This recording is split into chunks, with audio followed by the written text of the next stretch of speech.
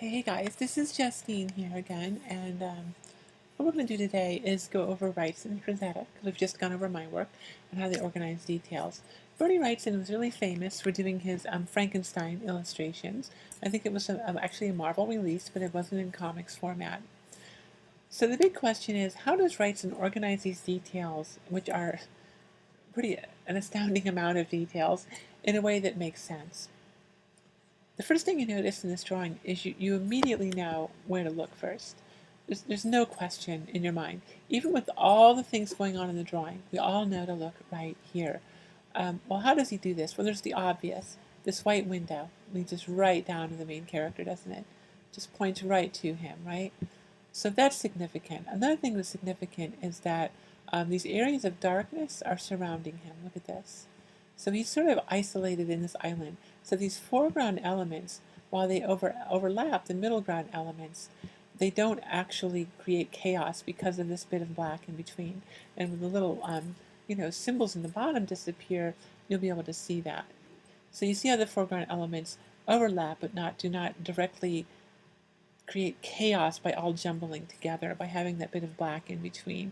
So we've got the black in between the levels, and then we've got that beautiful white going from the ceiling light all the way down to the window where his head is. You notice also that behind his head there are really no details. There are just a couple of planes where the top of the window and the side of the window and the windows themselves meet, right? So that's significantly important. Now, what else is going on here is that we have all of this area here, as detailed as it is, it really becomes a pattern of diagonal lines that are all rendered the same way, up and down, diagonally, up and down, diagonally. So that creates, again, a bit of a pattern that recedes. Now, imagine this drawing had this bookshelf been placed behind this head. It would have been very difficult to read that head. It would have been difficult to find that head. It would have been difficult to work out the space. Wrightson knew that and chose to put something fairly simple behind. Notice also that the white comes down here, and it's here. So this white creates almost like a halo that runs all the way around the primary figure. So he's done a lot of things to guide your eye to the figure. These details have become a pattern, therefore they recede. This white leads down to the character. This black circles the figure and separates these layers of space. And the whitest whites revolve in a circle around the primary figure of Dr. Frankenstein. He's done the same trick here. Look how this white comes right down here and leads you to Frankenstein's head. Notice that there are no books around his head. Notice the spiral back here. See that? Also, see how this black is like an arrow pointing right to his head into the chair. But back to this spiral here, that's round like the human. All these books are vertical and horizontal. All these books are vertical and horizontal. They create a pattern. Just like these planks back here create a pattern, these create a pattern as well. But his head and body is in front of this beautiful arch shape and is isolated around this white. Similarly, when we come over to this guy, notice how there's a break in the books here and there's a break in the books here. So he's framed by this empty space, which really creates a nice sense of clarity, right? You can find him immediately. Notice we've also got these round shape, round shape, round shape, round shape, and the round shapes of the skulls, and then the round shape here. So all these round shapes are kind of gathered in such a way that they all kind of link up together and connect everyone together. So I think you can see that twice in a row, Wrightson has used the same trick of using this white to lead us, isolating the heads, and turning the background elements into like a pattern. And even the jumble of books in the foreground becomes almost a pattern. And he does also include some size variations, right? Not everything is the same size. The books in the background are all about the same size. The books in the foreground are all about the same size. But the front plane of the desk is quite a bit larger. The front plane of the globe is quite a bit larger. The back of the chair is quite a bit larger, as are the window shapes. So both of these drawings, the details are essentially organized in the same manner. In a sense, ditto here. A few other tricks are being used. For example, line weight up here. The bold line weight around these really pops. This highlight and then this dark. The darkest dark and the lightest light together are in the areas where you want the most attention. Back here, it goes into a pattern again. It goes gray. Back here, around the figure, it's gray and white. We don't have a jumble of nonsense around the figure. He uses an area of rest. Similarly, the monster himself is on a white table with no rendering. This monster is a white table with no rendering. These lines are straight up and down vertical, so they create a pattern and recede narratively. They, of course, are in the foreground in the image, but as far as the narrative importance, they pull backwards. Similarly, notice how this points down to the figure, how these all kind of point down to the figure, and how this figure is isolated in black, just as this figure is isolated in white. And how the great highlights here, notice the highlights here are really rich and intense, and notice how much more minimal the highlights are all the way around. So it's essentially using the same tricks here over the course of about 3 drawings. This one, what we've got is these really strong vertical here, right? And then you've got really, really faint, washed out images in the background, washed out images even for this background figure. But notice suddenly how much more lively the lines are, how everything's moving in different directions. Notice the sharp diagonals moving here, which really pop off of all of these strong verticals, right? And also you've got this figure isolated in a lot of white. And even the arm, which breaks in the foreground here, is highlighted in white, so it pops up off the tree. It's really quite brilliant. And then look at the deep shadows below. So the details in this are largely in the rendering of the fabric, and the rendering of the background figure, and in the rendering of the trees. But everything is very selective. Look how many places he's deciding not to say much of anything. He's not saying a lot here. He's not saying a lot here. And look how down here, everything becomes a bit of a pattern of that angular grass. So Wrightson is again using patterns, using white space, and using his highlights to lead the eye. This one is an even more, it's tons of detail, but the detail is in the rendering of like objects. So once again, the boards above the head of the monster become a pattern. All the lines are moving in the same direction. The boards to the left of the monster also create a pattern, all moving in a horizontal direction. The slate stone behind him also recedes, and the grass, as detailed as it is, every blade of grass, deliciously drawn, also becomes a pattern of grass. So it also recedes. So he's using a pattern here, a pattern here, a pattern here, and a pattern here. They're not, of course, traditional patterns as in like, flowers or plaid or something, but the similarity of rendering creates the sense of patterning to us visually, so that this, where there's no pattern and everything is rendered in detail in 3 dimensions, really, really pops. Another great one from the same series, and this one's even easier to figure out because, our eye immediately goes here because our brightest highlights are here and our darkest darks are behind them, totally receding. But notice this as well, this white back of Dr. Frankenstein against this really gray, really dark gray area. Notice how minimal the highlights are back here, and how as we go deeper into space, the highlights minimalize even more. And up here, notice how much less dark it is and how much more reliant it is on highlights. You'll notice also in this case that there are some pretty clearly defined layers. One of the same stuff's going on here, but Wrightson's using other tricks to lead the eye to the main character. This is again pattern, pattern, pattern, pattern, pattern. Notice this diagonal all the way through the picture, which leads you to the main figure, balanced out by this great white rock.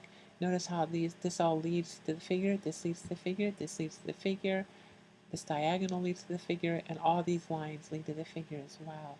So the figure is also isolated. Look at how there's a bit of white floating around the figure. Granted, that probably wouldn't happen in real life, right? But sometimes as artists, we have to edit real life to make it more readable. But Wrightson makes this even more believable by not making this the only instance of the white halo. There's white here, there's white here, and there's white here. So that's another way to make your details more believable. If you need to isolate an area by creating, a bit of a white halo around it, it's a really good idea to reflect some of that white halo elsewhere. Otherwise, that's going to stick out like a sore thumb, and that's going to appear as a device. He's managed to disguise this device by repeating it over here. It's pretty brilliant, actually. And then, of course, look how this just washes out to medium gray. And these diagonals are not the same as these. And there's that white line there as well. Plus, you've got magnificent size variations. Look at that huge rock. Look at this enormous, you know, size of the lake in the front ground. And then this wedge is sort of small. And then we break into smaller shapes back here. And then kind of a nice, long, large gray back here. So there's a lot of size variation to keep us clear on what's what and what's important. Another great Wrightson, and he's doing a lot here. There's a ton going on. Notice how the white is really right in here where the main figure is. And our only really squared off areas are right in here. Notice this black of the ship on all this white is really brilliant, leading our eye. Everything leads our eye into this area. All the turmoil looks like it's in the water, but really the center of the turmoil is here. If you look visually, this is going back to the figure. This is going back to the figure. This swirl is going around the figure.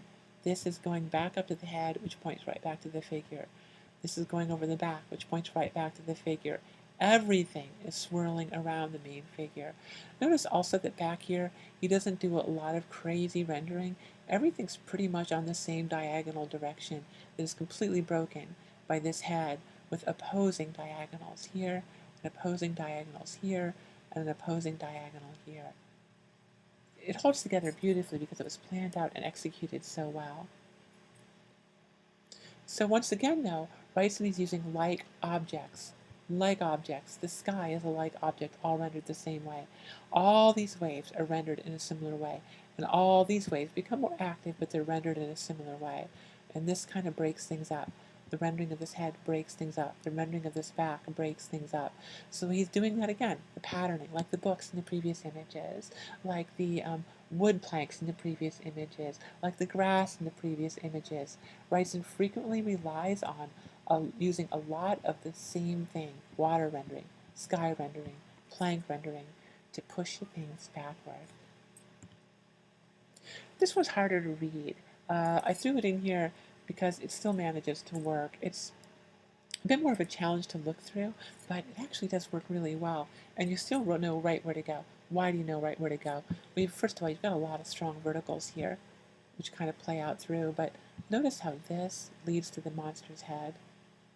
This leads down here to the arm in this moment of tension. Look at that. This leads here. This leads here. This swatch of white leads here, and it's an empty space, a break between the monster and his creator.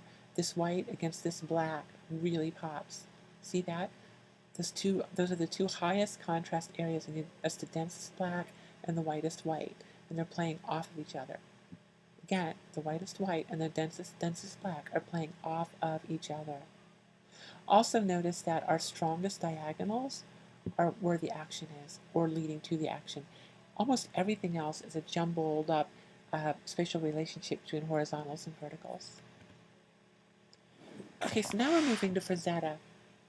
Now granted, I've stacked the deck, and I've used a lot of images that make my point for me. But I think if you look through these images, you'll see, yes, they do use other ways to organize their details, and yes, they do break things down a bit, but quite frequently you'll begin to see that they routinely use the same techniques. So what does Frank Frazetta do? All right, like Wrightson, a lot of like objects here in the sea, a lot of likeness stuff back here in the sky, a lot of like up here, except for this wonderful, shape. So notice how back here, though, the details blur out. The details blur out. The details are blurred out. There is, in essence, a rhombus where our main details are focused. And look at how intensely and richly detailed everything is in this diamond area. That's what Frazetta does over and over again. In this case, in a rhombus. He uses these rhombuses and diamonds quite frequently. So he isolates his details in a central area and really goes to town in this area. And as we spiral out, the details get less and less. So isolating your details selectively, that's another way to go. Totally different than Wrightson's approach. Totally different than my approach of putting things in layers. Same thing, Fuseta once again has created a bit of a diamond or rhombus shape where the primary details are focused right here in the center, and as we come around, He establishes dominance by going a little less detailed here and a lot less detailed back here. Notice in the background of these Fusettas and in the foreground, there's still a sense of threat. They don't need to go into full detail to make that alligator threatening. They don't need to go into full detail to make those monsters threatening, right? So he's just sort of spotlighting all of his details in one central area. And this is one of the reasons that lesser fantasy artists fall apart, like maybe Rowena or Boris, is that they don't control the space as well. They don't organize their details. Everything gets really flatly lit. Same thing is going on here. That sky is really moody and really intense, but it goes backwards because there's not a lot of detail going on. He saves his details for the central area. And it's richly, richly detailed, but it's centralized. Ditto this one. In fact, even the horse is not equally detailed throughout, or the elements of the horse are not equally detailed throughout. Look at the background also, very flat. Foreground, very flat and loose. Then you look at the horse's legs, also very flat and loose. Look at the horse's tail, very flat and loose. He really saves his details for this rhombus shape again. Notice that? It's frequently this sort of rhombusy sort of shape where he manages to put his details. I think primarily because, the details are arranged on these diagonal axes, which can be very dramatic even as a still image. But he really goes to town into the fine details here. If you look at this area compared to down here, what a world of difference. Got the same thing going on here. Actually, that mountain is pretty well detailed, but it just offers a nice balance. We've got these great highlights on the guy too. But if you look over here and over here, it seems kind of detailed, but it's pretty loose comparatively. It's pretty loose here and pretty loose here. But once again, in this case, though, he's not really doing a well, I guess it's still sort of trapezoidal shape. Trapezoids, rhombuses. You can see that all the details are really locked into this area, which is really catches the eye. I mean, every muscle is detailed. Every muscle is detailed. Every trinket is detailed. It's really delicious. Look at this head. But this head is far more detailed than this rock. A lesser artist would have put way more detail than that's necessary here. You really want the eye to go here. It's also, a perfect arrangement of lights against blacks, lights against darks. I mean, that really helps as well. And, hot colors against cold colors to create things that pop forward and recede. But what we're really focusing on is the arrangement of the details. Notice how much more detailed the foreground figures are than the background figures are. Notice they're grouped. You've got 3 women grouped in the foreground, 3 women grouped in the background at different levels of detail. You've got the tigers at an intense level of detail, and then those intense red curtains just sort of creating. They pop for their redness, but they recede in the narrative because there's very little detail on them. Notice again, the sky is very loose. Notice we start getting around in here. Notice how things start to get obscured. Look at this. Look at how every detail of this is rendered, and yet so little of this is rendered, right? Look how every detail is rendered back here, and so little here. Every detail here, so little here, right? So once again, we've got this sort of trapezoidal shape in which Frazetta has kept all of his details. So that's the Fuseta technique. You see it consistently. He is basically just choosing which areas to go to town on and letting the rest get loose and letting the rest get airy. This draws our eye right to where we want it to go. You'll also notice the greatest amount of high intense light in this middle area and high intense darkness. Look how dark all this is against how light all this is, whereas around here things start to get more gray. Same stuff is going on here. I don't even think I have to explain it, but I will. You'll notice that even the giant tiger, saber tooth, whatever it is, notice that as it goes back in space, it gets less detailed. So it's really only detailed right through here. This is your detail area right in the center. And then the foreground gets soft, the background gets soft, and the right up front foreground also gets soft. So you can see he's doing this over and over and over again, just like Wrightson was using certain techniques for details over and over again, and I was using certain techniques for details over and over again. So I hope this helps you to see maybe how different artists choose to organize their details and gives you some ideas about how to organize your details. And you'll be pulling from either the way I organize details, or the way Wrightson organizes details, or the way Fuseta organizes details for your next homework. Good luck, you guys. Have fun. And once again, let's talk about these videos. Let's not just watch them and draw. Throw in some observations. Let me know what clicked with you. Let me know maybe if I've missed something. Let me know what really helps you out. Thanks. Bye.